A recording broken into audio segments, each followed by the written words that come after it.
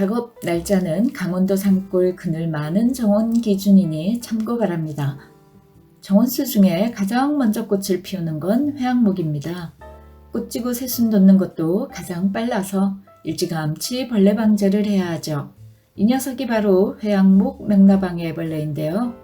다 자란 애벌레는 어미인 명나방보다 몸길이가 더 길더라고요. 거미줄 같은 실타래는 애벌레가 입으로 뽑아내서 만드는데요. 입으로 실을 토해내 잎사귀를 엮어 모아 집을 만드는 중이죠. 회양목의 잎을 갉아먹으며 자라는데 워낙 먹성이 좋다 보니 회양목에 심각한 피해를 입힙니다. 회양목 명나방은 유충 상태로 활동한다네요.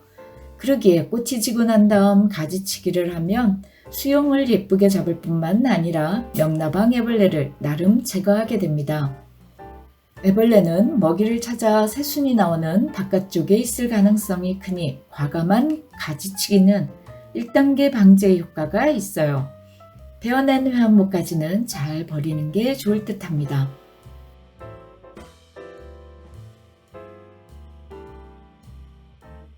이름 봄에는 명나방 애벌레의 몸집이 작아 눈에 보이지 않죠. 하지만 언제 집을 지을지 모르니 거미줄 같은 실이 보이면 바로 2단계 방제를 합니다. 오며 가며 일일이 손으로 거미줄을 문질러 제거해 주는데요. 꽃이 지고 난 다음 지저분한 영산홍 꽃잎을 갈퀴로 제거하다가 그래 이거다 하고 갈퀴로 마구 긁어주었습니다. 사나흘에 한 번씩 긁어주고 있어요. 회양목의 잎과 줄기는 단단하니 조심스럽게 긁을 필요가 없습니다. 이런저런 스트레스가 확 날아가는 느낌이라 기분도 괜찮습니다. 새잎이 나고 있는 나무의 가장자리를 골고루 긁어주기만 하면 됩니다.